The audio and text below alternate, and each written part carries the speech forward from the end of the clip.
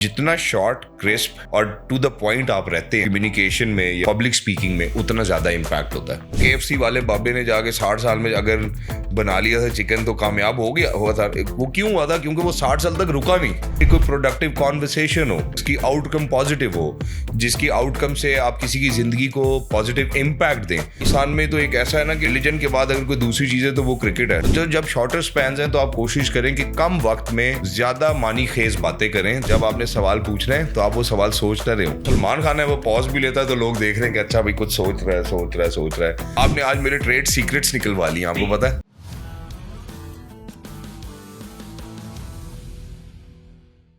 Assalamu alaikum to all people inside Pakistan and outside the country. You're watching a podcast by Startup Pakistan and this is your host Sohaib Siddiqui. ख्वातीन और हज़रात, आज जिस शख्स ने हमें join किया, he has very vibrant and dynamic personality and it wouldn't be wrong to say that he has brought revolution in the hosting sector. Currently he works in PTV World as a morning show host. Yes, I'm talking about Shehzad Khan. Sir, thank you so much for being part of our show. अस्सलाम वालेकुम Sohaib and thank you so much for having me over। और startup Pakistan के जितने भी viewers हैं, subscribers हैं, उन सबको मेरा अस्सलाम वालेकुम व रहमतुल्लाहि व बरकातुहू। जी आया नू बखैर रागले नी हाउ चुनशुमे वशमले ओहायो गुंजाइमस गूटा मोगन ओला बोयो प्रीवियत कैफाल हाले शुमा चतोरे आहलन वसालन मरहबा बूना मूचो ग्रासिया स्वाबी अब बल्ली करे होश गैल दिन नाय वसाय खुया मोरा ची वतो ची हाल जोत काली मेरा। एक दफ़ा फिर से अस्सलाम वालेकुम व रहमतुल्लाहि व बरकातुहू। Thank you so much for having me. It's a pleasure to have you. To begin the conversation, आपने स्टार्ट ही कर दिया कि मेरा बैकग्राउंड थोड़ा होस्टिंग का शौक है मुझे करने का, और आपको देख के थोड़े बड़े हुए हैं क्योंकि मुझे स्टिल आई रिमेंबर के 2013-14 के अंदर मेरे पास नेटफ्लिक्स नहीं था। उस टाइम के ऊपर मैं PTV वर्ल्ड को देख के अपनी अंग्रेजी ठीक कर होता था। आई रिमेंबर के आपका मॉर्निंग शो साथ में एक मैम हुआ करती थी, हम सुन रहे होते थे। उस टाइम के ऊपर मुझे आपकी एनर्जी बड़ी एक वाइब्रेंट नजर आई ना। बाकी सारे एंकर थे, आप कह लो BBC आप उठा लो, CNN उठा लो या कोई भी उठा लो, कोई बंदा आपकी तरह एनर्जी नहीं थे। तो इस एनर्जी का सीक्रेट क्या है? यार इस एनर्जी का सीक्रेट ये है, मुझे ये लगता है, मैं पहले भी इस बात का तज़किरा कर, एक तो सबसे पहले मैं जो बात करना चाहता हूँ, जो सबसे इम्पॉर्टेंट वो ये है कि आज मैं जहाँ पर भी हूँ, जो भी कुछ कर रहा हूँ, सबसे पहले मैं अपने अल्लाह का बहुत शुक्र अदा करता हूँ, अपने वालिदैन का, अपने घर वालों का, बेगम बच्चों का, सबका मैं थैंक्स अदा करता हूँ, बहन भाइयों का, कि उनकी वजह से मैं यहाँ पे हूँ। अब इसके बाद मैं आगे बात करता हूँ। एनर्जी जो है ये शायद आप क्रिएट नहीं कर सकते, या मैं ये कहूँ कि यार मैंने इसके ऊपर बड़ा काम किया तो जैसे ही जब कैमरा ऑन होता है तो मैं कहता हूँ आ जाओ भाई, ऐसा नहीं है। ये इट कम्स नेचुरली। कुछ लोगों की ज़िंदगी इतनी एक्टिव गुजरती है, उनका लाइफस्टाइल इतना एक्टिव होता है कि शायद कैमरे में देख के उन लोगों, जैसे मैं मिसाल देता हूँ, रणवीर सिंह को देखें आप। रणवीर सिंह को जब मैंने कैमरे में देखा, मैंने कहा यार इसकी एनर्जी तो बहुत ही कंटेजियस है। और मैं वो इंसान हूँ जो एनर्जी कैच करता है। मतलब अगर मैं किसी को टेलीविज़न पे, स्क्रीन पे, किसी की स्नैपचैट पे, कहीं पे भी देख लूँ तो मुझे समझ में आती है कि यार इसकी एनर्जी जो है ना मेरे से रेजोनेट करती है। तो मेरा ख्याल है एनर्जी इटसेल्फ, आप जोर तो लगा सकते हैं जितना भी लगा लें, लेकिन जोर इवेंचुअली जोर ही नज़र आता है। एनर्जी नेचुरली आती शायद अल्लाह की देन होगी, और अल्लाह ही की देन है, और तो कुछ नहीं हो सकता। स्टार्ट से ऐसी था बचपन से, क्योंकि होता है ना एक बड़ा शाय सा बच्चा होता है और थोड़ा सा विद प्रैक्टिस करते करते उसको डाला जाता है पब्लिक स्पीकिंग के अंदर, या फिर कोई एक्स्ट्रा करिकुलर एक्टिविटी में जाके खुद को पहचानता है, प्रैक्टिस करके वो चीज़ डेवलप हो जाती है। तो यार मैं बड़ा अच्छा इसका इंटरेस्टिंग किस्सा सुनाता हूँ। जब मैं 4th या 5th ग्रेड में था, यानी 4th 5th में भी नहीं, 2nd या 3rd ग्रेड में था, तो हमारे स्कूल में एक दफ़ा the then late prime minister Benazir Bhutto साहिबा जो है वो आ रही थी हमारे स्कूल में। तो मेरी प्रिंसिपल ने मुझे पकड़ के कहा कि यार ये हमारे स्कूल का जो है ना ए सारे तो सोना मुंडा है तो ए जाके बुके देगा। तो वो मुझे ले गए, उन्होंने मुझे 2 दिन प्रैक्टिस कराई। मैं छोटा था, मतलब मुझे कुछ पता ही नहीं था और शाय भी था, वो कॉन्फिडेंस भी नहीं था। तो जिस दिन बेनज़ीर भुट्टो साहिबा ने आना था, उस दिन वो मुझे पकड़ के लेके गए कि ये बुके देगा। मैं भाग के वापस क्लास में चला गया। फिर वो किसी और बच्चे को लेके आया कि ये तो आ ही नहीं रहा। तो शायद फ्रॉम द वेरी बिगिनिंग नहीं था, लेकिन इवेंचुअली जब आप कर रहे होते हैं, आप रियलाइज़ करते हैं और आपका एक गोल होता है, आपने सोचा होता है कि यार मैं ज़िंदगी में ये करना चाहता हूँ।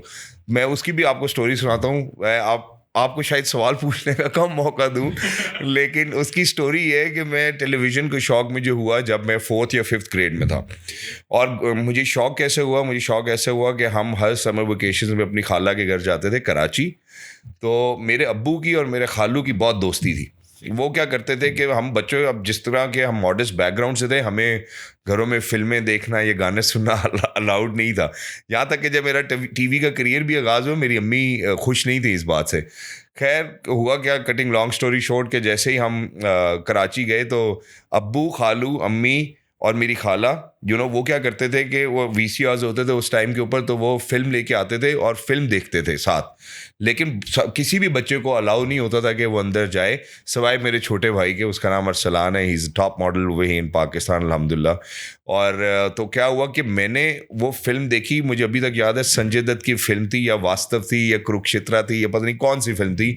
पूरी फिल्म मैंने की होल से देखी। मैं की होल से, वो जो सामने टेलीविजन पड़ा हुआ था, वो खाला का ड्राइंग रूम था, उसके अंदर मैंने 2.5-3 घंटे आप देख रहे हैं। 2.5-3 घंटे भाई। मेरे से किसी ने अगर गुजरते भी पूछा तो क्या कर रहे हैं, तो मैंने उसको यही बोला मैं फिल्म देख रहा हूँ, क्योंकि ये मुझे अंदर नहीं जाने दे रहे। और कितनी नाइंसाफी है कि छोटा भाई अंदर है और मैं बाहर हूँ। अब उस दिन मुझे ये लगा कि यार मैं भी टेलीविजन पे आना चाहता हूँ। मतलब कोई ऐसा कोई कॉज नहीं था मेरे पास के क्या वजह, लेकिन मुझे वो इतना कैरिस्मेटिक लगा संजय दत्त उसकी होल से कि मैंने कहा मैं भी फिल्म में आऊँगा या मैं भी टेलीविजन पे आऊँगा। मेरा ख्याल है यहाँ से सफ़र मेरा शुरू हुआ था। तो उसके बाद जब ये आइडिया डिस्कस किया पेरेंट्स के साथ, या कि यार ये एक ड्रीम बन रहा है, शायद डाउन द लाइन जाके चीज़ हो जाए, लेकिन पेरेंट्स को तो होता है ना यार पहले अपनी पढ़ाई वगैरह मुकम्मल करो, साथ साथ करो, तो वो कैसे आप मतलब इसको परस्यू किया? अगर वो था तो थोड़ा बहुत कोई एक्टिंग क्लासेस या कुछ होता है, मतलब 2-4 एक्टर्स मैं सुन रहा था कि उनको शौक था एक्टिंग करने का, कोई एडवर्टाइजमेंट देखा करते तो साथ से रिपीट करते थे यार वो जो बंदा बोल रहा है। तो आपकी क्या जर्नी थी? यार मेरी जो जर्नी थी ना वो ये थी कि मैं, जैसे मेरे दादा अबू रहते होते थे रावलपिंडी में, अल्लाह उन्हें जन्नत बख्शे, तो जब हम रावलपिंडी जाते होते तो मेरी एक रेगुलर एक्टिविटी थी कि जितने बिल बोर्ड्स लगे होते थे ना वो हम पढ़ते हुए जाते थे। तो ठीक है, उससे प्रोनाउंसिएशन बड़ी बेहतरीन हो गई थी उर्दू की अदायगी बड़ी अच्छी थी। लेकिन ऐसा कभी ऐसा डिस्कस नहीं किया था घर वालों से मैं ये करना चाहता हूँ। इफ ग्रेजुअली क्या हुआ कि एक दिन मुझे अभी भी याद है, मैं सांबा क्लब में कोई फिल्म लगी हुई थी, मैं फिल्म देखने गया तो मेरे साथ एक शख्सियत बैठी हुई थी, उनका नाम था जमशेद साहब। मैं उनको ज़िंदगी में इसलिए याद रखता हूँ हमेशा कि उन्होंने मुझे बोला कि यार आपकी आवाज़ तो बहुत अच्छी है, आप रेडियो क्यों नहीं करते। और मेरे ख्याल है गालिबन मेरी उस टाइम उम्र थी 17 या 18 साल। तो मैंने, और घर में हमारे ऐसा कल्चर था कि कभी भी काम से नहीं रोका गया। मतलब मैंने सेल फोन्स भी बेचे हैं, मैंने गाड़ियां भी बेची हैं, मैंने प्लॉट भी बेचे हैं, मैंने मतलब हर किस्म का काम किया। और यही जो जिस तरह की ग्रूमिंग थी ना वो ये थी कि कोई भी काम छोटा नहीं है, so what ever it is make sure that you go for it. तो और मैंने उसमें देखा कि बहुत सारे रिजल्ट्स मुझे अल्लाह मीन ने दिए अल्हम्दुलिल्लाह जब आप कोशिश करते हैं। तो मैंने कहा जी वाई नॉट। तो उन्होंने मेरा FM 99 में दी दैन मेरा उन्होंने इंटरव्यू रखवाया, मैं वहाँ गया, वहाँ वजी अख्तर साहब थे। अच्छा, थोड़ा सा कट कर रहा हूँ, उस टाइम के ऊपर आपकी जो कॉलेज की लाइफ, पढ़ाई वगैरह सब कुछ चल रही है, इसके बाद जाके मतलब कॉलेज की छुट्टी के बाद जाके आप ये काम? पढ़ाई समझ ले जैसे हम मोटरवे पे जाते हैं, गाड़ी पे क्रूज कंट्रोल लगाते हैं ना, पढ़ाई बस मेरी इस तरह चल रही थी कॉलेज तक एटलीस्ट। क्योंकि मैं बहुत स्मार्ट या बहुत ही ब्रिलियंट बच्चा नहीं था, पढ़ने में पास हो जाता था, वो भी अब्बू आखिरी 10 दिन मुझे बिठा के पढ़ाते थे, मैं पास हो जाता था यूनिवर्सिटी में। लेकिन ये यहाँ कहना बहुत ज़रूरी है जो बच्चे सुन रहे हैं, यूनिवर्सिटी में मेरे 3 स्कॉलरशिप्स हैं अल्हम्दुलिल्लाह। मेरा 3.6 करके शायद कोई CGPA है, क्यूमुलेटिव ग्रेड पॉइंट एवरेज अगर हम बात करें तो वो, क्योंकि मुझे तब तक ये पता ही नहीं था कि अप्लाइड नॉलेज में और रट्टे वाली नॉलेज में क्या फ़र्क है। तो मेरे एक मार्केटिंग के सर थे, सर तारिक, अल्लाह उनको हमेशा खुश रखे। सर अगर आप सुन रहे हैं तो आपकी बड़ी कंट्रीब्यूशन है। वो कहते थे I do not want you to reproduce from the book, rather what I want you to do is convince me on whatever I have asked you. तो अगर तुम कन्विंस कर लोगे नंबर पूरे मिलेंगे। उनकी क्लास में मजाल है कि बच्चे पास होते हैं, I was the only one कि मैं पास हो जाता था। तो वो बहुत अच्छा रहा। वो बाद में मुझे पता चला कि मैं अप्लाइड नॉलेज वाला बच्चा था रादर देन रट्टे वाला या रिप्रोड्यूस करने वाला।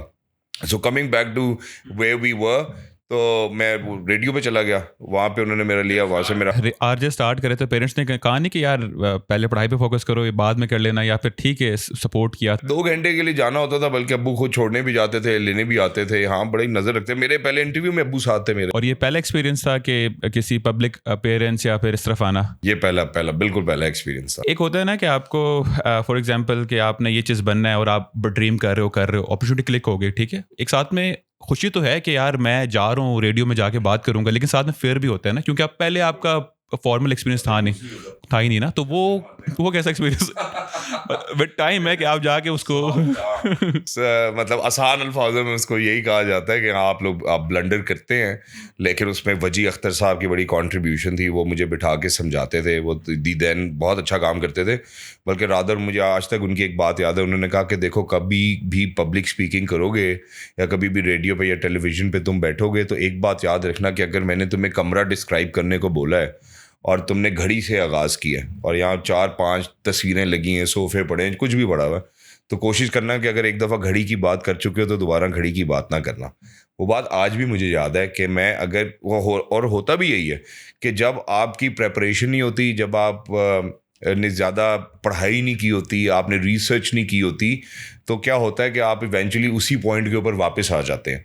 तो रादर मैं जितने भी लोग देख रहे हैं, जो सुन रहे हैं, जो मैं अल्हम्दुलिल्लाह कोशिश करता हूँ, ये अभी भी मैं अपने मोबाइल में आपको दिखाऊंगा, सिर्फ स्क्रीनशॉट्स होंगे, गूगल स्कॉलर के आर्टिकल्स होंगे, कोई आईवी लीग की यूनिवर्सिटियों के केस स्टडीज़ होंगे जो मैं पढ़ रहा हूँगा, और वो बड़ा एसेंशियल है मुझे अपने आप को वो कॉन्फिडेंस दिलाने में कि हाँ मैं बात कर सकता हूँ।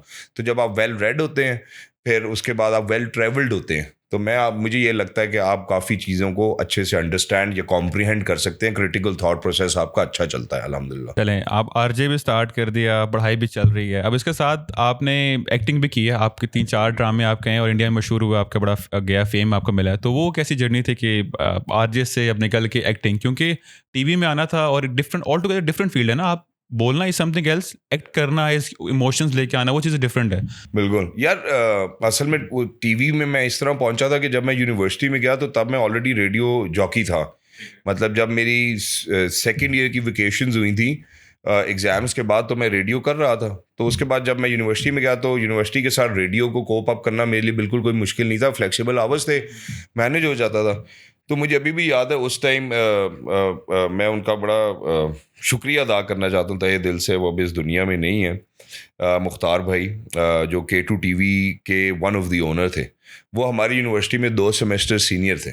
उन्होंने मुझे आके कहा कि यार हम नौजवानों के लिए जो है ना वो एक चैनल स्टार्ट कर रहे हैं, जो खैबर AVT वाले हैं, वो उनका ग्रुप था। तो उन्होंने कहा कि तुम क्यों नहीं करते यार, तुम यूनिवर्सिटी में हर जगह रेडियो पे भी हो, तो तुम आके हमारे साथ प्रोग्राम्स करो। मैंने कहा जी मैं ज़रूर करूँगा, कोई मसला ही नहीं है, क्योंकि घर से कल्चर ही ये था कि जो अपॉर्चुनिटी आए उसको सीज़ करना है। तो हुआ भी यही, मैं चला गया, उन्होंने वहाँ मेरे ऑडिशंस लेते रहे, पता नहीं 13-14 दिन तो मेरे ऑडिशंस लेते रहे। उसके बाद उन्होंने मुझे कहा कि हाँ जी ठीक है, आपका प्रोग्राम शुरू होगा। मेरे ख्याल पता नहीं K2 जंक्शन के नाम से कोई जंगल जैसा माहौल बनाया उन्होंने, और वो प्रोग्राम शुरू हो गया। अब बात ये होती है कि किस टाइम पे आप रिस्क लेते हैं। हालांकि मुझे भी नहीं पता था, अगर मैं आज ये कहूँ कि यार मुझे उस टाइम पता था, ये बात बड़ी गलत होगी। लेकिन हुआ क्या कि मुझे, मेरा एक दोस्त है वो अभी दुबई में होता है, उसका एक बैंड था पुकार के नाम से, उमर कबीर नाम है उसका। उमर कबीर का मुझे फ़ोन आया कि यार ARY वाले आए हैं यहाँ पे और VJ हंट हो रहा है, तो तुम क्यों नहीं आते हो, उसके लिए ऑडिशन क्यों नहीं देते हो। तो मैं K2 टीवी के जो उस टाइम हमारे अली भाई थे, अली भाई अगर आप मुझे देख रहे हैं तो अस्सलाम वालेकुम, मैंने उनके पास गया, मैंने कहा कि यार आप यूँ इस तरह इंटरव्यू ले रहे तो आप मुझे इजाज़त दें कि मैं जाऊँ, अगर मेरा ऑडिशन नहीं क्लियर हुआ तो मैं वापस आ जाऊँगा। उस टाइम पे आप प्रोग्राम कर रहे हैं जो ATV वाला जो प्रोग्राम, हाँ वो चल रहा था K2 टीवी वाला। तो उन्होंने मुझे कहा कि यार शहजाद मेरी एक बात हमेशा याद रखना कि हम छोटे चैनल के ऊपर बड़े काम कर रहे हैं, तुम बड़े चैनल पर जाके छोटा काम करोगे तो क्या फ़ायदा होगा। मेरे तो ऑब्वियसली उस टाइम बेगम बच्चे तो थे ही कोई नहीं, मेरे तो आगे पीछे सोचने का कोई फार्मूला ही नहीं था। मैंने कहा जी ARY है, it's a bigger name, one of the largest satellite network है पाकिस्तान में, और आप ऐसा करें कि आप मुझे ना मेरे CEO से मिलवाएं मुझे। उन्होंने मुझे मिलने नहीं दिया, सॉरी, कमरान हामिद साहब मेरे ख्याल उनका नाम है, हाँ, उन्होंने उससे मुझे नहीं मिलने दिया। खैर मैं भी नहीं गया, फिर वो ऑडिशन मेरा पास हो गया।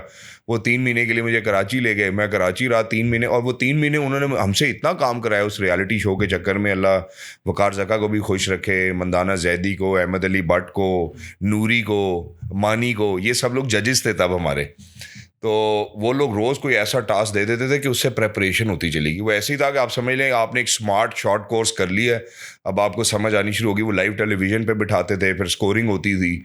उस प्रोसेस के बाद मैं VJ हंट में जीत गया अल्हम्दुलिल्लाह ऑल ओवर पाकिस्तान। जब मैं वो जीता तो उसके 2-3 साल बाद समरीन नोमान मेरे पास आई। नोमान एजाज साहिब की जो वाइफ हैं, जो बड़े वेटरन एक्टर हैं बंधन ड्रामा के, वो आई मेरे पास। उन्होंने कहा एक्टिंग करोगे? भाई तो रेडी था, भाई ने कहा और मैं करने क्या, मैं तो यही तो करने आया हूँ। अच्छा, कोई आइडिया नहीं था मुझे कि एक्टिंग कैसे होती है, क्या होता है, क्या नहीं होता है। और उसका एक्सटेंट मैं आपको यहाँ समझाता हूँ कि ड्रामा मैंने पहला किया परछाइयाँ, वो इंडिया में भी चल गया, मैसिवली हिट हो गया। मैं मरी गया अपने दोस्तों के साथ, तो I had to pick up a nature's call, ठीक है। तो मैं कहीं रास्ता ढूंढते ढूंढते गया, अब I was busy with the nature call. तो इतने में आंटियों का एक हजूम जमे गफ़ीर जमा हो गया ना। तो मेरा मैनेजर आया, उससे मुझे कहा कि भाई मसला हो गया, तुम निकलो यहाँ से। अब मैं जितने देर में निकल रहा हूँ तो एक आंटी ने कहा कि तुम देखने में इतने इनोसेंट लगते हो, तुमने नेगेटिव रोल कैसे कर लिया? मुझे उस दिन पता चला कि मेरा रोल नेगेटिव था। तो आई थिंक आहिस्ता आहिस्ता ही चीज़ों का अंदाजा होता है। थोड़ा सा दोबारा बैक ट्रैक करते हैं। आपने कहा कि 3 महीने के लिए आपको असाइनमेंट मिला करती थी कि आप कि टीवी के सामने अपीयरेंस हो रही है, आपकी डिफरेंट चीज। यार मॉल में छोड़ते थे, कहते थे बंदे इकट्ठे करने हैं, कोई शोर डालो, एक्ट करो, कुछ भी करो। मतलब इस किस्म के प्रेजेंटेशन स्किल्स इन्हांस हो रहे थे। वो इस तरह की ग्रूलिंग एक्सरसाइजेस थी कि आपका सारा जो जितना भी आप समझें कि आपके अंदर शाइनेस या इंट्रोवर्टनेस थी ना, वो सब निकल गई थी। लेकिन स्टिल वो तो आपकी एक कंपेयरिंग होस्टिंग के लिए बेहतर होती है। एक्टिंग तो एक वो चीज़ है कि आपने उस जो आप करेक्टर परफॉर्म कर रहे हो उसके अंदर जाना है। अगर आपने दुखी होना है, आपने गुंडा बदमाश बनना है, तो आपको वो फील लेनी पड़ेगी, तब जाके वो कर पाओगे। वो टाइम जाके आता है। तो वो डिफिकल्ट नहीं हुआ पहला प्ले करते हुए? और साथ में प्रेशर, पहला प्ले आपका एजाज असलम के साथ था मेरे ख्याल से।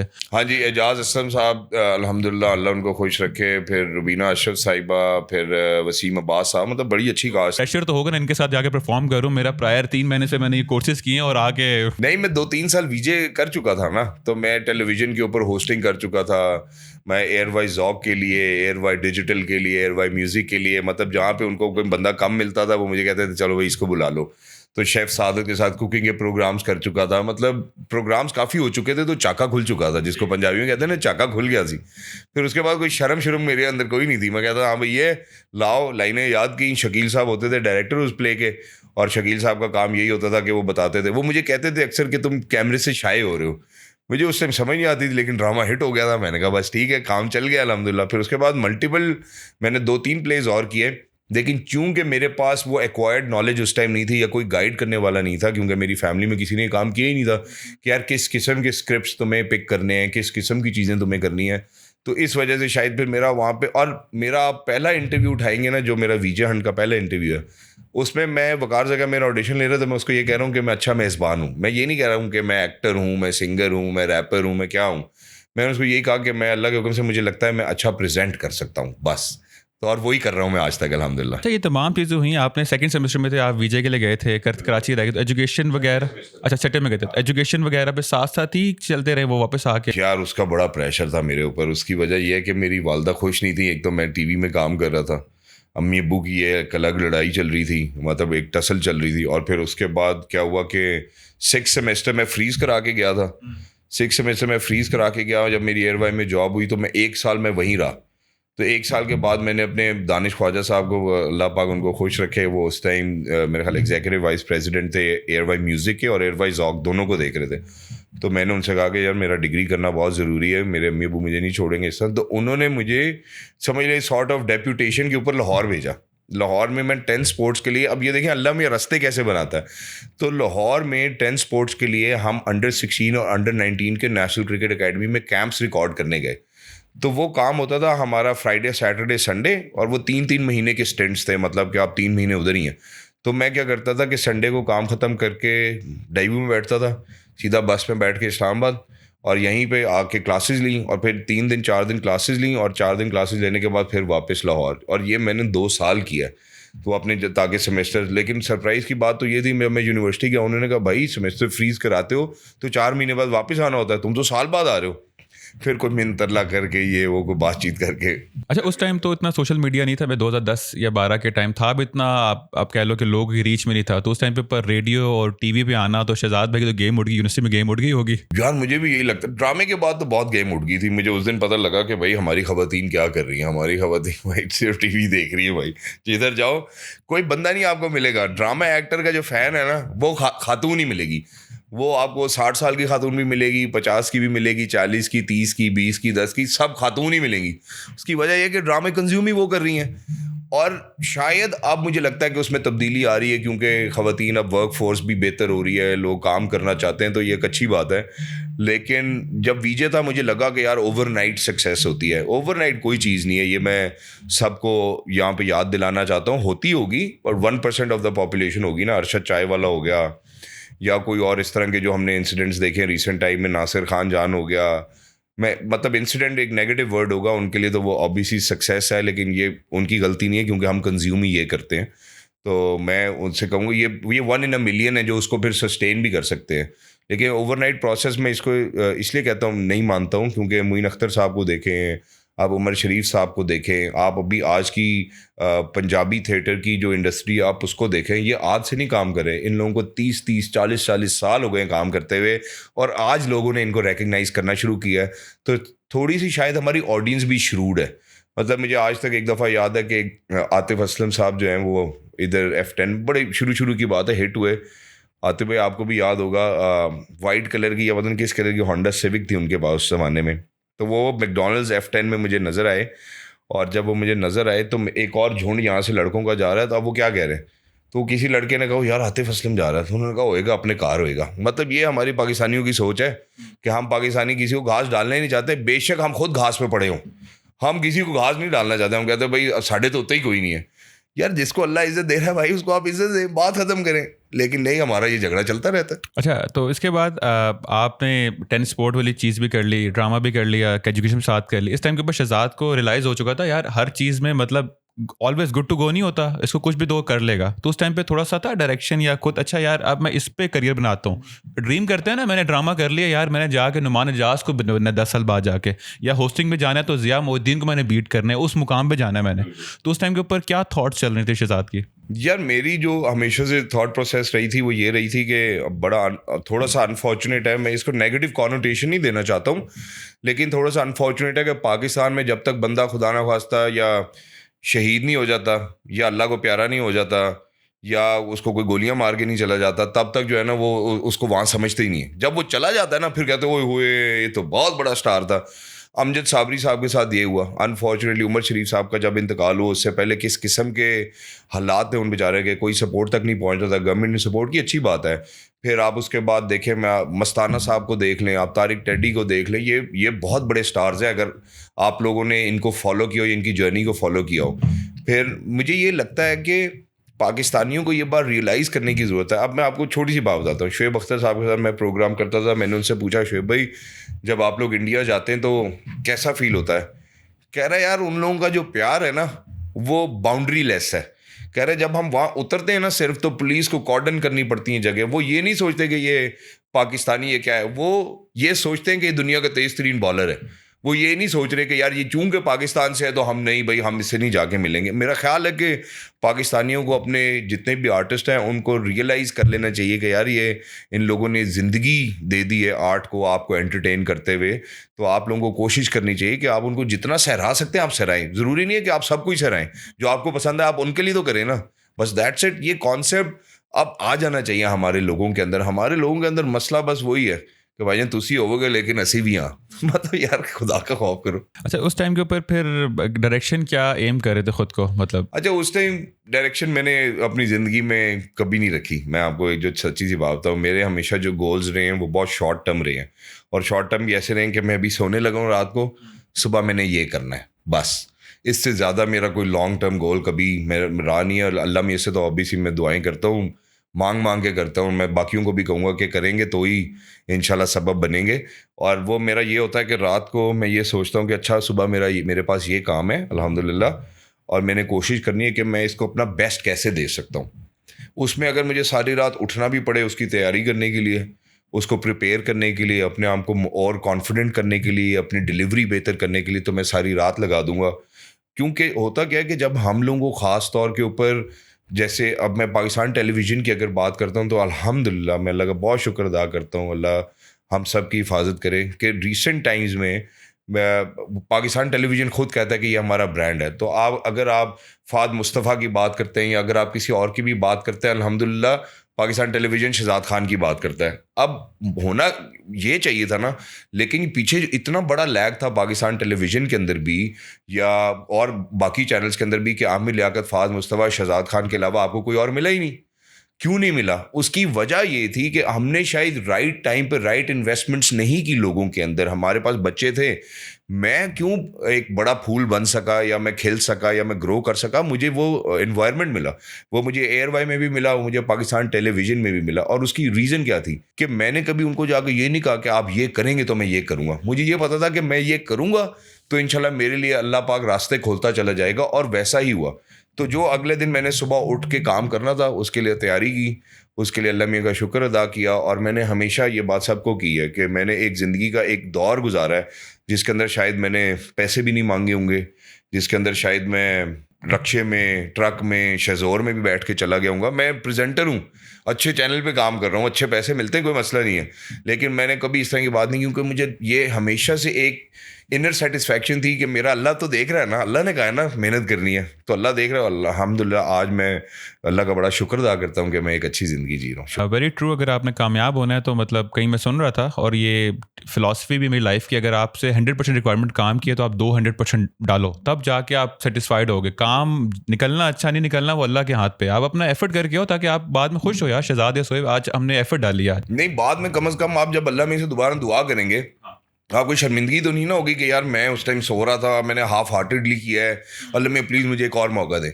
आपको जब भी अल्लाह में मौका दे आप 100% दें। अब मैं आपको आज की बात बताता हूँ, अगर मैंने आज आपके पास आना था, आई थॉट अबाउट इट, मैं बैठा, मैंने अपने आप को काउंसिल किया कि अच्छा यार मैं जाऊँगा, मेरी क्या बात होनी चाहिए जो लोगों के ऊपर इम्पैक्ट करेगी। मैंने सोचा ना चीज़ों को, वरना मैं वैसे आता, हाँ भाई ठीक है सोहेब भाई क्या हाल है आपका, ठीक है ओके अल्लाह हाफ़िज़ मैं जा रहा हूँ।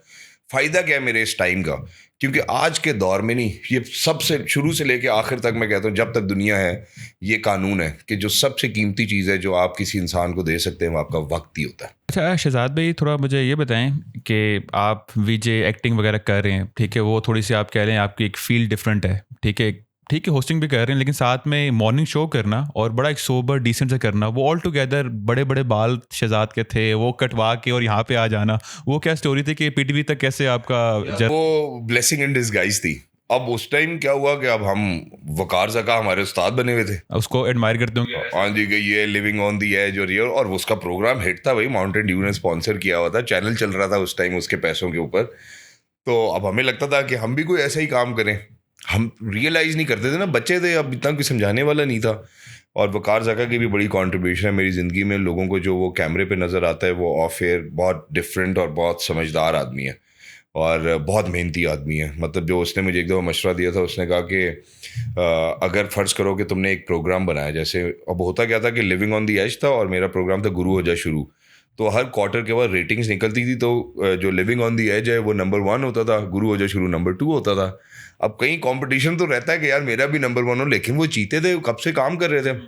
तो उसने कहा कि यार अगर एक प्रोग्राम नहीं चलता अगला बनाओ, अगला नहीं चलता अगला बनाओ, अगला नहीं चलता अगला बनाओ। और यही मेरा ख्याल है कि ज़िंदगी का तर्ज अमल होना चाहिए कि अगर आपने एक काम शुरू किया, आपने उसके अंदर 100% डेडिकेशन लगाई है, इन्वेस्टमेंट की है, नहीं चला तो आप क्या करेंगे? आप कहेंगे नहीं जी बस मेरे तो कम नहीं होता, नहीं ऐसे तो नहीं है।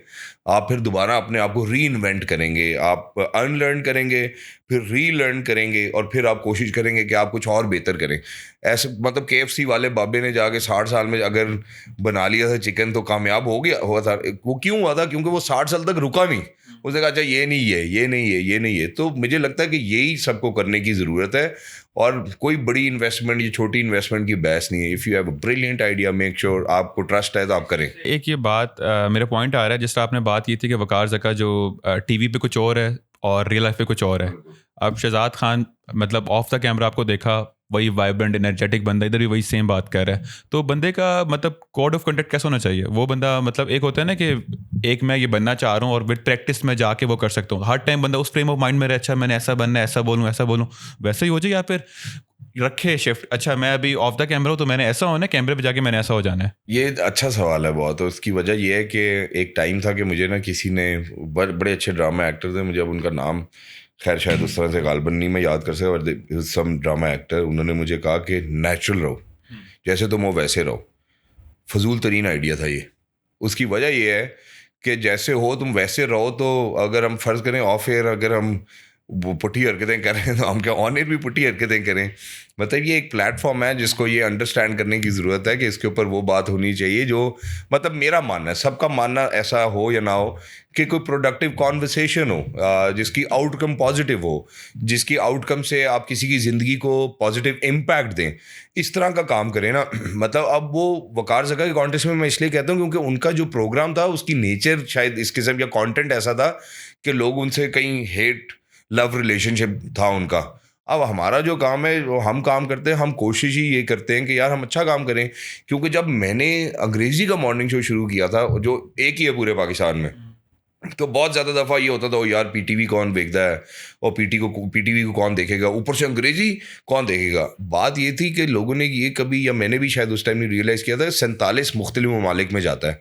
अब मैं यहाँ से अगर यूके में घूम रहा हूँ, मैं किसी और मुल्क में घूम रहा हूँ, मुझे वहाँ लोग मिलते हैं, वो शायद मेरे क्रिकेट के शो की उतनी बात नहीं करते, वो मेरे पीडी वर्ल्ड के शो की बात करते हैं कि हमने आपका वो प्रोग्राम देखा है। क्रिकेट तो पाकिस्तान में तो एक ऐसा है ना कि समझ लें कि रिलीजन के बाद अगर कोई दूसरी चीज़ है तो वो क्रिकेट है। तो आप कहीं पे भी चले जाएंगे, आपको वो लोग मिलते हैं, अल्हम्दुलिल्लाह सराहते हैं, और मुझे बड़ा अच्छा खुशी मिलती है। लेकिन उस टाइम के ऊपर फिर हमारे जो प्रोड्यूसर थे, अभी मैं उनका बड़ा शुक्रिया अदा करूंगा, जमशेद सुल्तान साहब, उनके पास भी ये विजन था। अब आप ये सोचें, अल्हम्दुलिल्लाह कोई ऐसे मुल्क के एम्बेसडर्स नहीं है जो हमारे प्रोग्राम पे नहीं आते, और वो ईगर हैं, मतलब एक एक दो दो महीने की वेटिंग लिस्ट है कि जी हमने इस प्रोग्राम के ऊपर आना है, क्योंकि इसको ज़्यादा सुना चाहता है, इसमें सेंसिबल बात होती है, इसमें कोई शादी नहीं है, कोई जादू टोना नहीं है, समझ रहे हैं, मतलब कोई प्रोडक्टिव कॉन्वर्सेशन है ना। हाँ, रिलेशंस की बात हो रही है कि अच्छा भाई पाकिस्तान की बात हो रही है, फिर सूबों की बात हो रही है, खूबसूरती की बात हो रही है। तो भैया आप इस तरह का कंटेंट बनाने को बना सकते हैं, लेकिन ये अगर यही मॉर्निंग शो किसी और प्राइवेट चैनल पे होता तो शायद सरवाइव ना करता।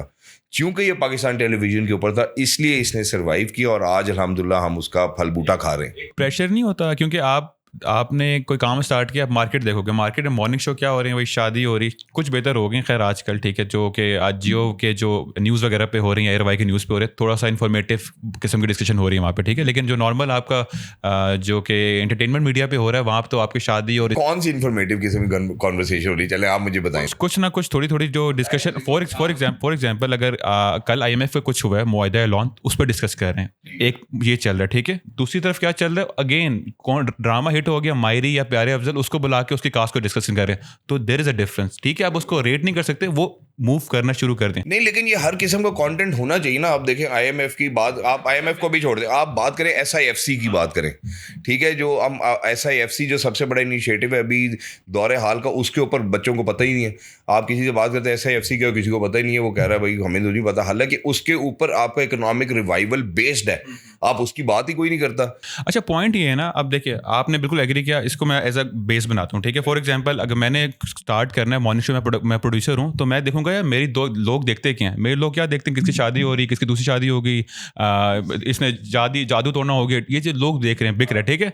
अब मैंने बनाना तो मैं तो ये बनाऊंगा यार, ठीक है यार, ये कौन देखता है IMF और ये स्पेशल इकोनॉमिक जोन कौन देखता है, तो मैं ही बनाऊंगा। तो प्रेशर नहीं था प्रोड्यूसर आपके ऊपर, यार चलेगा नहीं यार, बस ठीक है काम कर रहे हैं। नहीं, मैं अल्लाह का बड़ा शुक्र अदा करता हूँ, क्योंकि पाकिस्तान टेलीविजन का इमेज कभी भी ये नहीं था कि हमने लोगों को वो दिखाना। आप पाकिस्तान टेलीविजन के शुरू से लेकर आज तक की प्रोग्रामिंग देखेंगे, आप उंगली नहीं उठा सकेंगे उसके ऊपर, क्योंकि ये पाकिस्तान टेलीविजन है। मैं अपने आप को स्टेट्समैन बोलता हूँ, मैं इसलिए बोलता हूँ, जहाँ से आपने बात शुरू की थी कि यार आप पाकिस्तान टेलीविजन के अंदर आ गए, आपके लंबे बाल थे, मैंने आपको कहा ब्लेसिंग इन डिस्गाइज थी, क्योंकि मैं अंडरस्टैंड नहीं कर पाया। आप ये सोचें कि उसने मेरे इमेज को इतना अच्छा कर दिया, इतना साफ कर दिया उसने मेरे इमेज को, कि उसके बाद मैं कोई गालिबन शायद 12 दफ़ा प्राइम मिनिस्टर के लिए होस्ट कर चुका हूँ, मैं शायद को 7 दफ़ा प्रेसिडेंट ऑफ द कंट्री के लिए कर चुका हूँ, मैं कोई 5 दफ़ा चीफ ऑफ आर्मी स्टाफ के लिए कर चुका हूँ, 6 सितंबर कर चुका हूँ, 23 मार्च कर चुका हूँ। इसकी वजह क्या थी? क्योंकि उनको भी, मतलब मेरी जितनी भी टीम थी या जितने भी लोगों ने मेरे ऊपर ट्रस्ट किया कि यार ये हमारा काम कर सकता है, मैं इसे स्टेट्समैन कहता हूँ कि ये पाकिस्तान के खिलाफ नहीं बात करेगा या पाकिस्तान के इदारों के खिलाफ बात नहीं करेगा। और मैं क्यों करूं? मैं जिस मुल्क के अंदर रहता हूं, मैं उसकी बुराई मैं क्यों करूं, किस वजह से करूं? अनटिल अनलेस मैं कंट्रीब्यूट नहीं कर सकता, तो मैं बुराई तो ना करूंगा यार, कम से कम। अच्छा, इसमें बुराई नहीं, बंदा एक कंस्ट्रक्टिव क्रिटिसिज्म करता होता है, यार ये चीज़ गलत है, उसको उसके प्लेटफॉर्म्स डिफरेंट हैं, उसके प्लेटफॉर्म्स ये प्लेटफॉर्म्स नहीं है। उसके प्लेटफॉर्म्स वो लोग हैं जो डिसीजन मेकर्स हैं, जो हायरार्की में अप एंड अबव बैठे हुए हैं। आप उनके साथ करें ना बात। आपको नहीं लगता कि जब DG ISPR आसिफ रसूल साहब थे, मैंने उनसे बात नहीं की होगी? मतलब जितनी दफ़ा भी होगा मैंने ज़रूर बात की होगी, लेकिन जो राइट लोग हैं आप उनसे बात करें। आप फ़र्ज़ करें कि ये वाली लाइट ख़राब है, तो बल्ब मैं इसका चेंज कर दूं, फ़ायदा तो नहीं होगा। हाँ, वही बात है ना। तो जो लोग जिन्होंने फैसले करने, और शायद मैं इस पॉइंट पे ये बात ज़रूर करूँगा कि यार जिन लोगों ने फैसले करने होते हैं ना, जो लोग उन कुर्सियों पे बैठे हैं जिन्होंने फैसले करने हैं, मेरी उनसे सिर्फ एक रिक्वेस्ट है कि यार अगर आप किसी तरह उस कुर्सी तक पहुँच गए, तो वो जो फैसले आपने करने, प्लीज़ उसको ज़रूर करें। आप सिर्फ अपनी नौकरी ना बचाएं कि जी हमारी नौकरी चलती रहे। मैंने बहुत ज़्यादा इस तरह के हालात देखे हैं कि एक इंसान एक ऐसी कुर्सी के ऊपर आके बैठ जाता है क्योंकि he is very well connected या she is very well connected, लेकिन वो फिर अपनी नौकरी बचाने के चक्कर में उस इदारे के लिए सही फैसले नहीं ले पाते। अच्छा, दूसरा डाउनफॉल देखा है मीडिया का, अगर बात कर लें 2004, 5 या 10 की बात कर लें, कुछ इन्फॉर्मेटिव डिस्कशन हुआ करती थी, आपके स्टॉक्स को डिस्कस करते थे, शायद जियो का एक प्रोग्राम था चल रहा था। अब जाके 2020-21 में जाके ऑल टुगेदर डिफरेंट हो चुका है। हम सारे प्रॉब्लम इस पार्टी ने सॉल्व करना, उसने सॉल्व करना है, कैसे सॉल्व करना है डिस्कशन नहीं है। तो डाउनफॉल आपके पॉइंट ऑफ व्यू से हम कहाँ पे गलत, क्यों हुआ है डाउनफॉल इन योर? कहाँ पे हुआ डाउनफॉल, पहले मैं ये पूछना चाहता हूँ। मीडिया जो अब दिखाई नहीं रहा ना, वो अब बात कर नहीं रहा, मसलों के सोल्यूशन में बात ही नहीं कर रहा, इन्फॉर्मेशन दे ही नहीं रहा, अब सिर्फ वो दिखा रहा है जिस पे रेटिंग आ रही है। मीडिया आपका चल इस पे रहा टोटल। नहीं, ऐसा नहीं है, मेरा ख्याल है कि वो ऑडियंस नहीं है हमारे पास जो ये कंज्यूम कर सकती है। तो सर हम नहीं लगाया ना सर, अब उनको तो नहीं पता था, हमने जब चीज़ें चल रही थी हमने कहा रेटिंग के चक्कर में हमने चीज़ें बदलना शुरू कर दी। नहीं, ये हमने लगाया नहीं है, वो लगे हैं। देखें जी, अगर फर्ज करें कि एक तरफ झुंड जा रहा है, मैं झुंड में चलना शुरू कर दूंगा तो मैं भी झुंड की तरह ही हो जाऊंगा ना। मतलब जब मेरे अंदर अपनी कोई सोच नहीं होगी, मैं कॉम्प्रिहेंड नहीं कर सकूंगा सिचुएशन को, अंडरस्टैंड नहीं कर सकूंगा, तो इसका क्या मतलब हुआ कि मैं भी झुंड की तरह हूं, जो मुझे हाँकेगा मैं भी उसी के साथ चला जाऊंगा।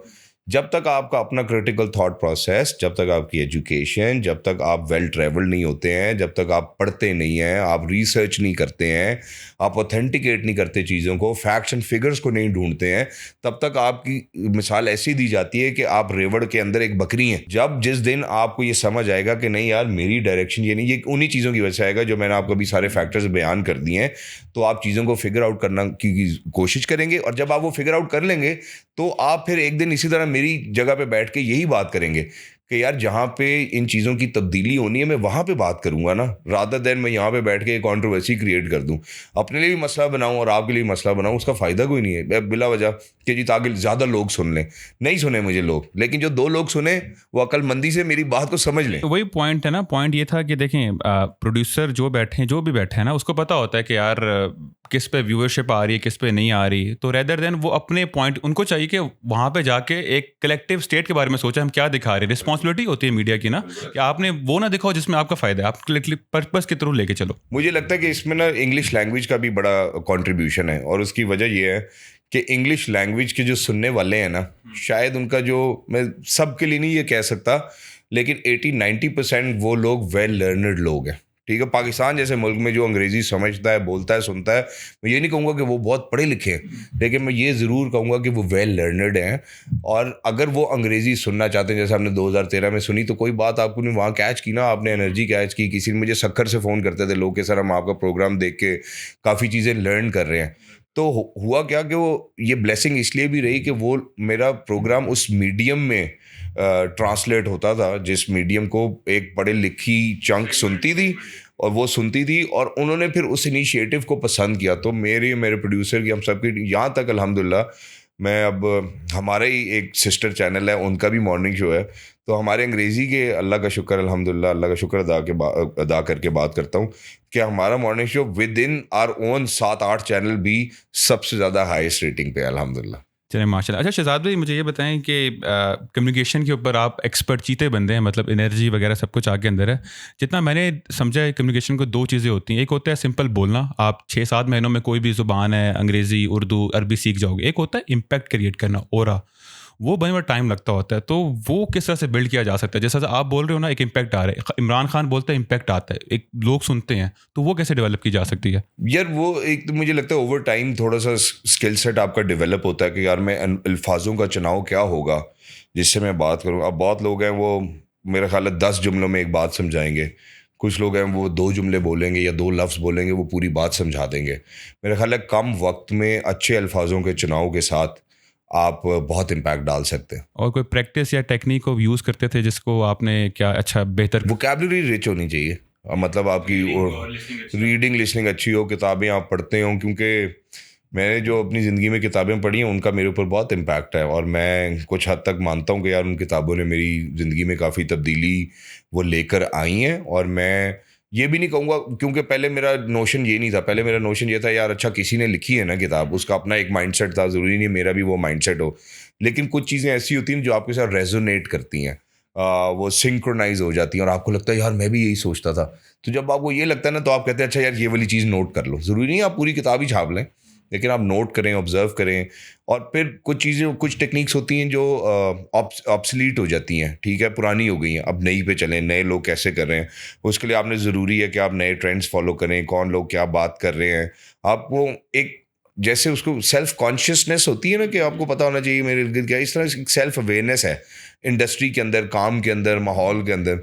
वो सेल्फ अवेयरनेस ज़रूर होनी चाहिए, और उस सेल्फ अवेयरनेस इतनी क्रिटिकल होनी चाहिए कि आप अपने आप को ओवर वैल्यू भी ना करें और अंडर वैल्यू भी ना करें। आप अपने आप को, आपके ज़मीन पे रहने चाहिए, पाँव तो ज़मीन पे रहेंगे तो अल्लाह पाक आपको अजर लगा के रखेगा इंशाल्लाह। बैलेंस बड़ा ज़रूरी होता है। मतलब मेरा ये था यूनिवर्सिटी के अंदर ना कि आप जब एग्ज़ाम की तैयारी करो, ऐसे तैयारी करो कि आप फेल होने वाले हो, और जब एग्ज़ाम देने जा रहे हो मैंने टॉप करना है। ये माइंडसेट होना चाहिए आपका, बैलेंस। माइंडसेट ना हो, ये बात आपने अच्छी की है। मेरे एक सर थे, क्योंकि मैंने आपको बताया स्कूल कॉलेज में अच्छा स्टूडेंट नहीं था बहुत, तो उन्होंने कहा कि यार तू पेपर जब देने जाता है ना, तो तू ये सोच के जाता है कि मैंने तो फेल हो जाना है। उन्होंने कहा यार तू एक दफ़ा इस सोच को तो बदल, कि भाई अब जो मैं पेपर दे के आऊँगा ना, मैं पास हूँगा। कह रहे तू मैनिफेस्ट तो करना, मतलब जो पावर ऑफ मैनिफेस्टेशन है, इट्स रियल। मैं लोगों से कहूँगा क्या, क्योंकि वो तो अल्लाह पाक भी कहता है कि जो आप अल्लाह का गुमान करते हो आपको वही फिर मिलता है आगे से।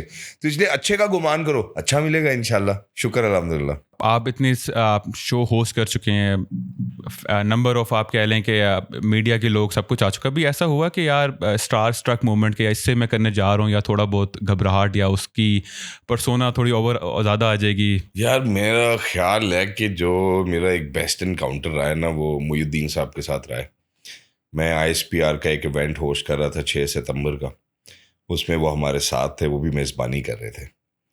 तो उसमें मैं आज तक, वो मेरे पास वीडियो भी मेरे पास मौजूद है, और फिर मैंने अपना पूरा स्क्रिप्ट उनको पढ़ के सुनाया। मैंने उनसे कहा कि सर ये मेरा स्क्रिप्ट है, तो आप मुझे बताएं। तो उन्होंने फिर मेरी गलतियां निकाली, उन्होंने मुझे बताया, और बड़ी खुश असलूबी के साथ उन्होंने मुझे मेरी करेक्शंस करवाई। मेरा ख्याल है वो एक ऐसी शख्सियत है जिनसे मैं वाकई बहुत इम्प्रेस हुआ था। उनका तलफ़ुज़, उनकी अदायगी, उनका बयानी का जो स्टाइल था, और it was remarkable bro, remarkable.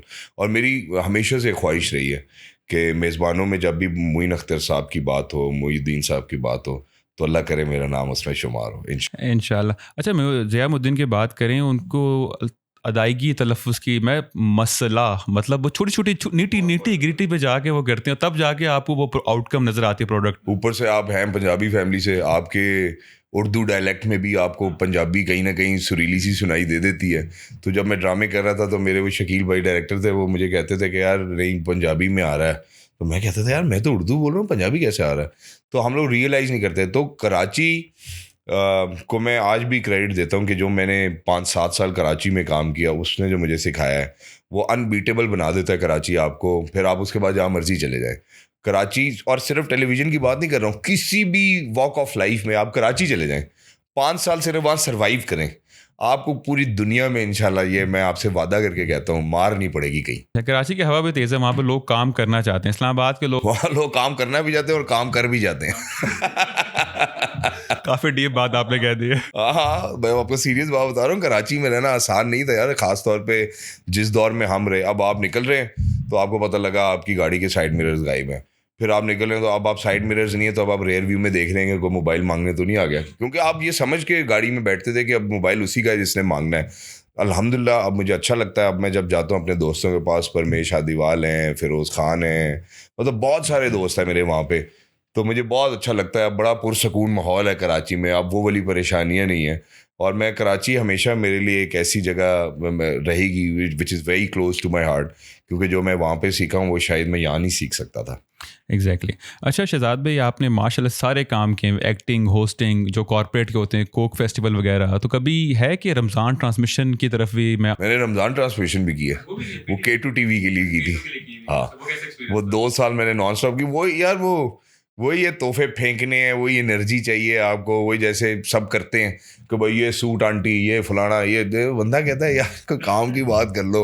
थोड़े से आपने पहले दीनी किस्से सुनाने हैं, फिर उसके बाद आपने, मतलब वो मुझे बात समझ इसलिए नहीं आती कि आप रमज़ान के अंदर लोगों में और भूख पैदा कर रहे होते हैं। वो एंटरटेनमेंट तो ज़रूर है, लेकिन जिस तरह से लोग तोहफ़ों के पीछे भागते हैं, फिर भागते भागते गिरते हैं, फिर उठते हैं, फिर कभी कभार मैंने ये भी देखा है, अनफॉर्चुनेटली मैं फहद के बारे में नहीं इस तरह की बात कर सकता क्योंकि मैंने कभी नहीं देखा कि उन्होंने अपने प्रोग्राम में किसी को के बारे में डेरोगेटरी रिमार्क्स दिए हों। वो बहुत सेंसिबल, बहुत वाइज आदमी है, मैं बड़ी रिस्पेक्ट करता हूँ कि एक तो एक्टर बहुत अच्छा था और फिर जब उसने मेज़बानी शुरू की तो वो भी बहुत अच्छी की। बड़ा हम्बल डाउन टू अर्थ बंदा है वो। बहुत शहजादा आदमी है भाई वो, क्रिकेट भी बहुत अच्छी खेलता है। तो और मेरी शायद बहुत ज़्यादा इनकाउंटर्स नहीं, शायद एक दो ऐसे गुजरते हुए शायद मेरा उनके साथ इनकाउंटर ज़रूर हुआ। तो उन्होंने मुझे बड़ा इंस्पायर किया कि एक प्राइवेट चैनल के अंदर एक ऐसा लड़का आता है, खूबरू नौजवान है, जो इसने किसी को कभी कोई डेरोगेटरी रिमार्क्स नहीं दिए। और मतलब लोग मेरा कॉन्टेक्स्ट समझ गए होंगे क्योंकि मैं इस पे मजीद नहीं बात करना चाहता हूँ क्योंकि अब जो सोल चला गया वो तो चला गया है, लेकिन उसने भी बहुत एंटरटेन किया है और मैं तो उनको भी बड़ा मिस करता हूँ। आपकी बात करें 10 एक साल के अंदर, पहले आप बड़ा कूल बॉय वाइब आती थी वकार ज़का टाइप वाली ना अब आप एक बड़ा डाउन टू अर्थ हम्बल बंदा, एक सेंस, एक वो शायद पहले भी थी, एक ज़्यादा से आप आपकी अप्रोच है टूवर्ड्स कम्युनिटी, लोगों को सिखाना ये गलती कर चुका हूँ। तो क्या लाइफ पे क्या इवेंट्स हुए जिसने आपको चेंज कर दिया, इतना चेंज किया 180 डिग्री का? यार मेरे वाले साहब ने हमेशा मुझे एक बात बोली, और हमारे घर में हमें हमेशा मेरे दादा अब्बू, मेरे चाचू, मेरे वालिद साहब, मेरे मामू, या हम किसी की भी बात करें, हमें हमेशा बहुत गाइडेंस के ऊपर हमारा फोकस रहा है। हम बहुत कोई रिच बैकग्राउंड फैमिली नहीं थे, सबके पास टाइम था खुला समझाने के लिए। तो हम बच्चे ही थे और हम छोटे बच्चे थे घरों में, तो वो ज़्यादा देर समझाते ही रहते थे। तो उन्होंने हमेशा यही समझाया कि बेटा फल जो है ना वो उसी दरख्त को लगता है जो झुका हुआ होता है। तो वो झुकाव भी शायद अल्लाह मियाँ की अता ही है कि वो लगना था हमें फल, तो हमारे अंदर से ये इस तरह की नेचर डेवलप हो गई, वरना नहीं होती तो नहीं होती, खुदा ना वास्ता नहीं पता चलता। अभी मैं बड़ा अनफॉर्चुनेट फील करता हूँ, लेकिन उनकी कोई शायद एक अपनी अंडरस्टैंडिंग होगी, मतलब अजीब अजीब बातें चल रही हैं, गरीबो फलाना ये वो। मैं कहता हूँ यार कोई तो इंसान को ख्याल करना चाहिए। मतलब मैं अगर अपने इंस्टाग्राम के ऊपर खाने की तस्वीर भी डालने लगूं तो मुझे ये ख्याल आता है कि अगर किसी ऐसे बंदे ने देख ली जिसने खाना नहीं खाया हुआ, अभी खाना खाया नहीं, मैं ये नहीं कह रहा कि वो अफोर्ड कर सकता है या नहीं खाया हुआ, कहीं रास्ते में है, उसको भूख लग रही है, मेरी पोस्ट देख के अगर उसको मजीद भूख लगेगी तो ये इम्पैक्ट अच्छा तो नहीं है। तो मेरा ख्याल है जब ये दर्द दिल आपके पास हो तो आप लोगों के लिए इननेट होता है शायद, या ये नेचुरली डेवलप होता है, या आप खुद डेवलप करते हैं, इसका मैं कोई जवाब नहीं दे सकता हूँ। लेकिन मैं अल्लाह का शुक्र अदा करता हूँ अगर ये ऐसे मैं नज़र आता हूँ तो। रियलाइजेशन बड़ी इंपॉर्टेंट है ना, हम मतलब पेरेंट्स टीचर बता रहे होते हैं यार ये ठीक है ये गलत है, हम सुन लेते हैं, हम अंदर होता है, लेकिन एक होता है ना लाइफ में एक इवेंट होता है जो ट्रिगर करता है, यार वो ठीक कह रहे थे, उसके बाद जाके बंदा ना हम्बल डाउन टू अर्थ हो जाता है। यार ये मैं ना वैसे इस बात से एग्री नहीं करता उसकी वजह ये है कि बच्चे को आप जितना मर्जी समझा लें, बच्चे ने जो पेरेंट्स को करते हुए देखना है ना उसने वो करना है। तो अब अगर मेरे वाले साहब उस टाइम पे मुझे कहते भाई जिस दरख्त को फल लगा होता है वो झुका होता है, तो अब्बू मेरे जो है वो बाहर लोगों के साथ उनके मामला ठीक ना होते, मुझे उनकी रोज़मर्रा की ज़िंदगी में ऐसे नज़र आता कि शायद वो लोग उनसे तंग हैं, परेशान हैं, तो शायद मैं भी वही कर रहा होता मैंने। लेकिन चूंकि देखा कि उनके मामलात लोगों के साथ बड़ी ही नहायत नफीस, उनको इज्जत देना, उनको वक्त देना, उठ के मिलना, खड़े होकर उनसे सलाम करना, क्योंकि मैंने ये चीज़ें देखी तो मैं शायद ये कर पाया हूँ।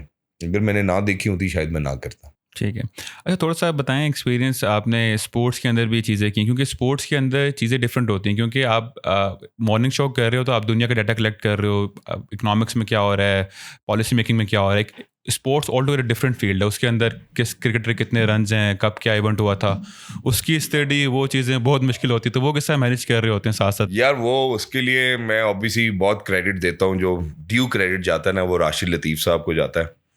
कमाल आदमी है, मतलब उन्होंने जितनी भी मेरी ग्रूमिंग है ना, हालांकि मुझे डॉक्टर नोमान लेके आए, वो मेरे टीचर भी हैं, शुएब अख्तर और राशिद लतीफ़, ये कोर टीम थी, और उसामा अजहर साहब थे तब जो मुझे लेके आए थे। और उस टाइम मुझे इंटरेस्ट तो बहुत था, हम एज अ पाकिस्तानी हमने सबने क्रिकेट खेली है। तो क्या हुआ कि वो मुझे लेकर आ गए, और जब मैं प्रोग्राम के ऊपर बैठता था तो राशिद भाई और शुएब भाई जो है ना वो आपस में मेरे साथ समझ वो टेबल टेनिस खेलते थे, ठीक है, कि इधर से एक लगाते थे इधर से एक लगाते थे। लेकिन चूंकि आपके अंदर एक क्वेस्ट थी, एक हंगर थी, आप सीखना चाहते हो, आप कुछ अच्छा करना चाहते हो, मुझे तब वहाँ पे एक अंडरस्टैंडिंग आ गई थी कि ये मैं अपनी जर्नी को री इन्वेंट कर लूँगा अगर मैं इस काम में मेहनत कर गया तो, अल्हम्दुलिल्लाह। और उनकी जो अनड्यू सपोर्ट रही ना, राशिद लतीफ़ साहब की, शुएब अख्तर साहब की, यहाँ तक कि शुएब अख्तर साहब तो कुछ जगहों में मेरा हाथ पकड़ के मुझे लेकर गए और ले जाकर कहा कि ये काम यही बच्चा करेगा और कोई नहीं करेगा, और अगर ये नहीं करेगा तो मैं भी आपका ब्रांड एम्बेसडर नहीं बनूंगा। मतलब इस हद तक राशिद लतीफ़ साहब ने भी यही किया। उन्होंने जहाँ डांटने की ज़रूरत थी डांटा, जहाँ मैं मार तो नहीं कह सकता, उन्होंने मारा नहीं, लेकिन बड़े शफीक आदमी हैं जो इतना लाड करते हैं। मेरा ख्याल है वो अपने बेटे को शायद इतना लाड नहीं करते जितना उन्होंने मेरे साथ लाड किया, अल्हम्दुलिल्लाह। और फिर उन्होंने मुझे सिखाया कि क्रिकेट के क्रिटिकल थॉट प्रोसेस क्या होते हैं यार, क्योंकि क्रिकेट में इतने वेरिएबल्स हैं कि आप एक टाइम पे एक बंदा कोई भी इतना सोच नहीं सकता, और राशिद भाई के वो सारे वेरिएबल्स फिंगर टिप्स पे हैं। तो to have such a legend amongst you, और फिर भी उसके बाद अगर आप मेहनत ना करें, सीखें ना, लर्न ना करें, तो मेरे ख्याल आप ही गलती होगी ना, आपने उस अपॉर्चुनिटी को सीज नहीं किया। तो कैसा लगता है, क्योंकि एक्सपीरियंस, क्योंकि इनसाइड शोएब अख्तर बैठा हुआ है, राशिद लतीफ़ भाई बैठे हुए हैं, सारे बैठे हुए हैं, क्योंकि शोएब अख्तर की एक है ना हैबत थी, बड़े बड़े बाल, ये बाउंसर कराना यार वही, लेकिन वही वाली बात है ना, जैसे वकार ज़का को लोगों ने मिस जज किया, वैसे शोएब भाई को भी बहुत सारे लोगों ने मिस जज किया। लेकिन शोएब भाई से तो इतनी दुनिया मोहब्बत करती है, मैं आप अंदाज़ा ही नहीं लगा सकते। मतलब अगर मैं उनके साथ कहीं खाना खाने चले गया हूँ तो खाने का वक्त नहीं मिलता था। नवाला भी आपने यूँ उठा के यूँ रखा ही है तो माशाल्लाह 50 लोग खड़े होंगे, 100 लोग खड़े होंगे, 200, 300, 400, 500, गाड़ी ब्लॉक हो जाती थी। मतलब निकलने में वक्त लग जाता था, बुलाना पड़ता था लोगों को मदद के लिए। तो बहुत लोगों ने उनसे मोहब्बत की है, और फिर उनका देखें माइलस्टोन भी तो देखें ना, दुनिया में उनसे तेज़ कोई बॉलर ही नहीं। बिल्कुल। अच्छा, दोबारा आते हैं जो आपका मेन है ना, आपके अंदर जो एक आपकी सिफ़ात जो है तो बहुत ज़्यादा, लेकिन जो टॉप ऑफ द लाइन है वो आपकी होस्टिंग, कंपेयरिंग है आपकी, ठीक है। अब कंपेयरिंग के अंदर बाज़ औक़ात ऐसे बड़े मौके आ जाते हैं कि जब आप, एक सिंगर आ रहा है या फिर आप कोई भी इवेंट होस्ट कर रहे हो, एक गेस्ट स्पीकर आता है, बात करता है, एक डिफरेंट चीज़ के ऊपर बात करता है, ठीक है, दरमियान में गैप आता है, ऑडियंस कुछ और होती है, ऑडियंस के मोबाइल यूज़ कर रही होती है, तो वो कनेक्ट करना, वो एज अ होस्ट वो हम कैसे बेहतर कर सकते हैं, क्या टेक्निक्स होंगी? यार देखें, कनेक्ट आप सिर्फ तभी करते हैं जब आप वो बात करेंगे जो सामने वाला सुनने आया। लेकिन उस ज़रूरी नहीं है कि वो काम की बात ही सुनने आया है। वो हो सकता है किसी का दिल है कि यार आज तो कॉन्सर्ट पे जा रहे हैं, भंगड़ा करेंगे, आज यार ये गाने आ रहे हैं तो इस पे ये करेंगे। कोशिश आपने ये करनी होती कि जितना शॉर्ट, मैं अभी पहले भी यही जिक्र किया था कि 10 जुमलों की जगह 2 जुमलों में बात पूरी होनी चाहिए। जितना शॉर्ट, क्रिस्प और टू द पॉइंट आप रहते हैं कम्युनिकेशन में या पब्लिक स्पीकिंग में, उतना ज़्यादा इम्पैक्ट होता है। क्योंकि कोई 10 बातें नहीं सुनना चाहता। आप फ़ोन पे यार, हमारे दोस्त अगर हमारे साथ लंबियाँ लगाते हैं, सॉरी यार पंजाबी डायलेक्ट में हम ज़रा उसको लंबियाँ ही कहते हैं, तो हम कहते हैं यार अच्छा फ़ोन रख यार, अभी कोई और काम कर रहा हूँ। नहीं, मतलब हमारा ज़हन ही नहीं है ना अब। मतलब वो जो एक वाइडर स्पैन होता था ना अटेंशन का, वो अब हमारा नहीं है, हमारे शॉर्टर स्पैन्स हैं।